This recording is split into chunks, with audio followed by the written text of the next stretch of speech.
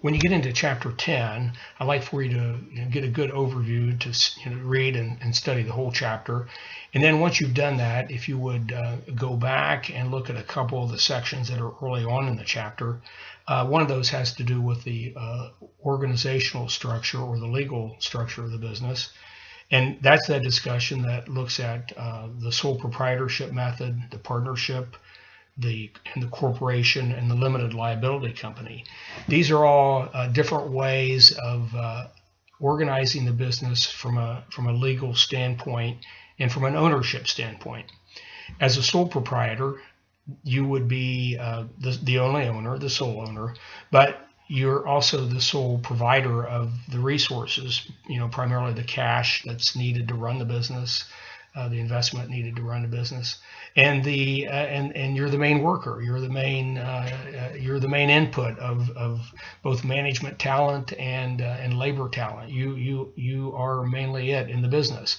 Now you can have other employees working for you, but probably the vast majority of proprietorships are actually one person working in their own business by themselves. So that does have a number of implications. When you're a sole proprietor, it has management implications. It has certainly financing implications that we talked about. It has the tax implications are, and again, we're talking about this from an overview and from a general standpoint. So if you're thinking about one of these forms of business, be sure to talk to your accountant and also get legal advice on what fits you the best.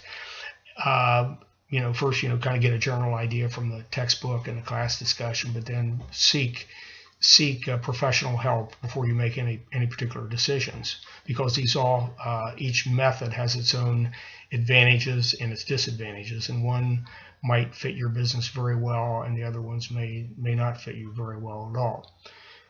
But from an overall standpoint, going back to the sole proprietorship, it is the one person operating a business by himself or herself. Partnership is a way to include one or more other people who might be equal owners in the business or equal workers in the business, but they don't have to. Everybody doesn't have to be equal. If you decide that you're going to split the work and the money and the profits up other than equally, again, seek legal help on how to do that. Seek qualified accounting help on how to do that. Likewise, getting into the corporation, sometimes we use the word corporation. Sometimes it brings to mind a very large organization, and corporations that we all do business with every day, we hear about on the news every day. Starbucks is a corporation, General Motors is a corporation, Procter & Gamble is a corporation, but there are many people that you do business with on a daily basis, and who are corporations. It is a method of organizing the business that has its own legal implications, its own tax implications, its own ownership implications. And as you notice in the textbook, there are two varieties of the corporation that are discussed in there. The C corporation, which is what we might call a regular corporation, has all the regular features of a corporation that we know about. And then there is the S corporation, which is when used, it's probably used in smaller businesses, small and medium businesses. It has many of the features that a partnership actually has. So, except it uses the corporate form, it's a little more complicated in the area of taxes and legal structure. And then finally, there is the method of organizing the business that is relatively new around the country. It's the limited liability corporation, the LLC. Here again, it has some unique advantages for the kind of business that you might be interested in.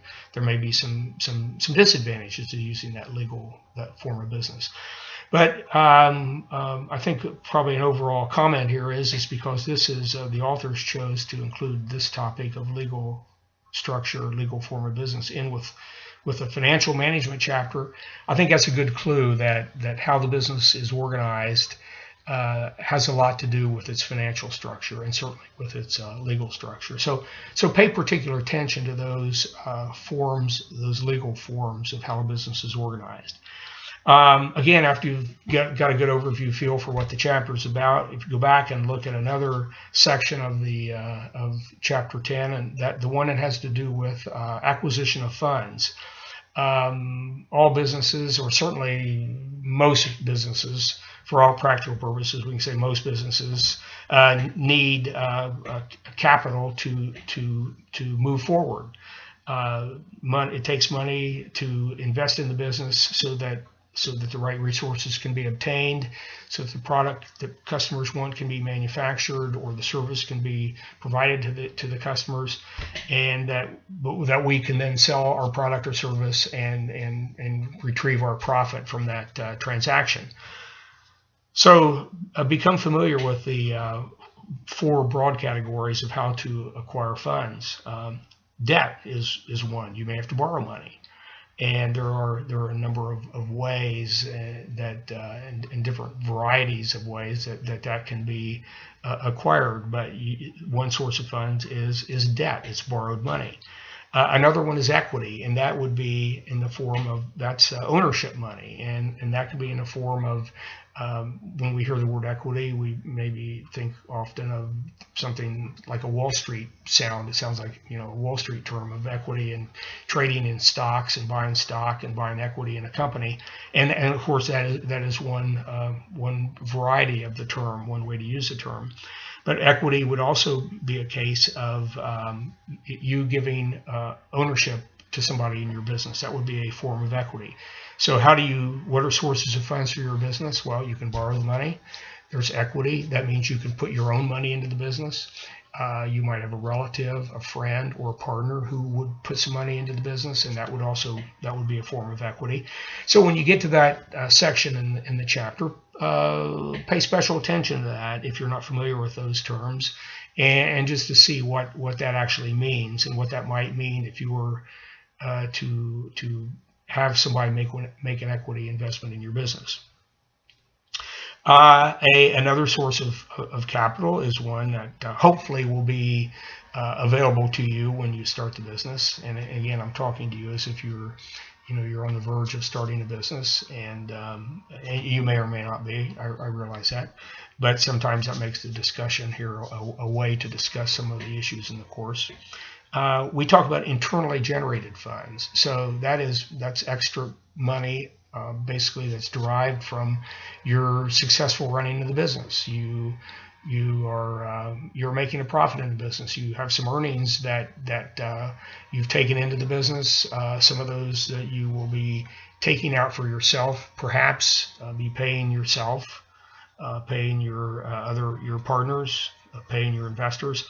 But you will need to buy make further investments in equipment, buildings, and so forth, and in inventory. And you will find that internally generated funds will be another source of that. So we've talked of 3 sources already: debt, equity, and internally generated funds. And the final one is trade credit, an interesting concept that is used more in some industries and some sectors of the economy than others. But basically, what we're talking about there is that people who sell, say, inventory to your business or sell equipment to your business may also extend credit to you. They will, in a sense, be the credit source, a source of capital for their particular products. And so, if it's inventory, for example, and you're a retail business, your vendor, the manufacturer that you buy from, or the wholesaler that you buy from, if they extend credit to you, that means they would provide you with the product and then allow you to pay for that sometime later. And that would be, in a sense, a trade credit that's offered in the channel, in the trade, and offered to people in the trade. So debt, equity, internally generated funds, and trade credit. You might find that in your business you might use 1 or 2 or 3 or all of those. And deciding on how much of each one to use is part of the financial management decision. And those are decisions that you, as a manager in your own business, we'll be making constantly. So here's a whole set of decisions that we've talked about in this chapter, the ones about finance, that you as a manager or you as an owner of your own business, these are decisions that you make in addition to ones that we talked about last week, such as the marketing decision. And as we go forward into some other chapters, there'll be additional decisions that you as a manager and a business owner will make, and those might have to do with managing the business and making human resources decisions, of deciding which people to hire for the business and how to train them, and again, yet one other set of decisions. So we will kind of wrap up our discussion here right now, and again, you'll be finishing out chapters 9 and 10, looking at accounting in chapter 9, accounting and cash flow. Chapter 10, you're looking at financial management. And after you've done that, you'll have wrapped up week 4 of the course. And so good luck with the assignments and quizzes, and I'll be talking to you again next week.